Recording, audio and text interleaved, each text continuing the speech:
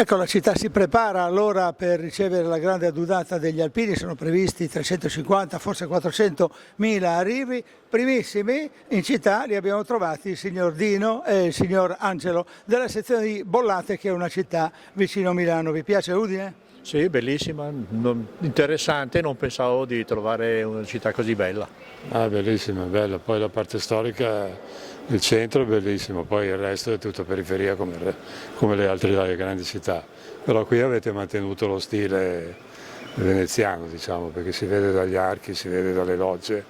Comunque bello. Però ho visto il Friuli, purtroppo in occasione del terremoto del 76, e io e mia moglie, la moglie la mamma era friulana di...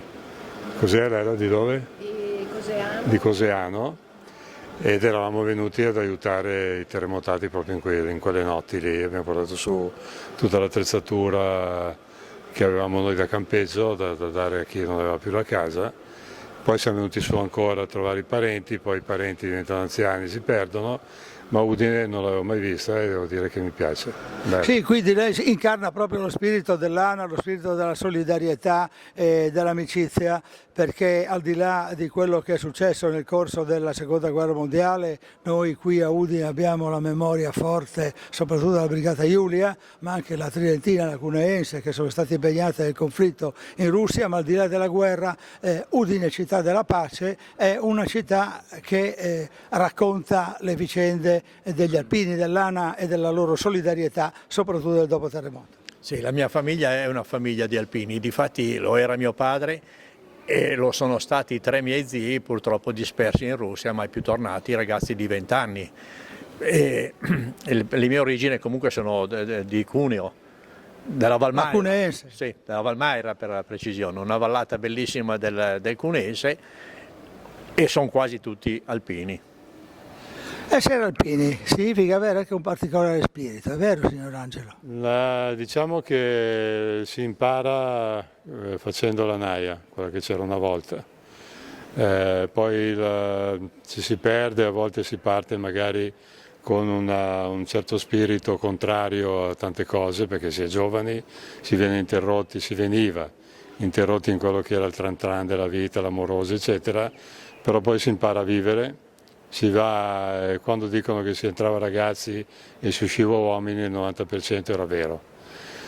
Poi chi dice che la naia rovinava i ragazzi, si sarebbero rovinati anche senza naia, quelli che si sono fatti rovinare. Manca molto la leva, secondo me, che poteva essere non annullata ma trasformata in qualcosa tipo protezione civile, che è nata la protezione civile grazie a Zamberletti dopo il terremoto del Friuli nel 76, prima non esisteva. Io faccio parte anch'io della protezione civile, fra l'altro, e poi ti rimane sempre quello spirito di cercare di aiutare, si perde un po' quell'egoismo che uno può avere da ragazzo. E diciamo che ci si ritrova, io mi ritrovo con i commilitoni come fa lui, dopo io ho fatto il militare nel 69 e quando ci sono queste adunate ci si ritrova, grazie alla tecnologia ci si vede con Facebook e altre cose, però è sempre bello rivedersi dopo 50 anni. Sì, perfetto quello che dice, io non ho altro da dire.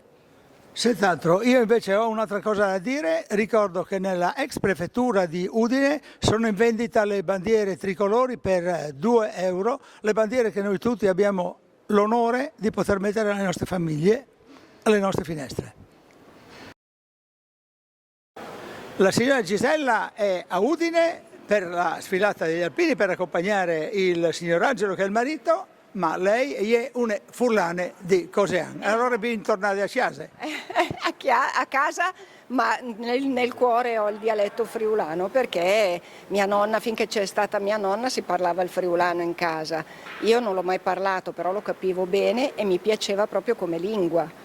E che ricordo ha lei di Coseano quando era bambina, che veniva su e giù? Coseano è Cisterna e San Daniele, perché si veniva a trovare i parenti e me lo ricordo come era anni fa, ovviamente tanti anni fa, quindi andremo a rivederlo, a rivedere i posti, senz'altro cambiati perché dopo tanti anni, Però insomma mi piace rivedere dove è nata mia mamma. In friulano, fai vedere che sei padrone della lingua. O c'è biel cistiella Udin. Ecco, bravissima, siamo proprio davanti al castello di Udine. Complimenti. Me la cantava sempre, ma non me la ricordo. Così. Oppure mia nonna, andavamo da mia nonna insieme a mio cuginetto piccolino, e quando faceva il discolo le diceva: tu hai il chiaf dure, non capisci snuie. Bellissimo, complimenti, la lingua le è rimasta tutta. Sì, quella l'ho persa. Spiritoso. Mi pare che lei è anche un'attrice della compagnia di Bollate, allora le facciamo gli auguri, buon lavoro anche in quel senso. Grazie mille. Qualche altro aneddoto che le raccontava sua madre, non so. Più che la mamma, la nonna, perché la mamma poi è venuta a Milano che era una bambinetta, quindi è morta mia nonna, in casa si parlava il dialetto di Milano, insomma. E quindi abbiamo perso un po', poi i parenti ovviamente piano piano se ne sono andati tutti, quindi abbiamo perso un po' tutto. Mi dispiace perché appunto tornare in questi posti e sentir parlare il dialetto friulano mi ricorda la mia infanzia, cioè mi piace anche come dialetto proprio, è una lingua. Non è È una lingua, è una lingua. Io non volevo correggerla, ma è una È una lingua. lingua, esatto, e per quello forse mi piace. È una lingua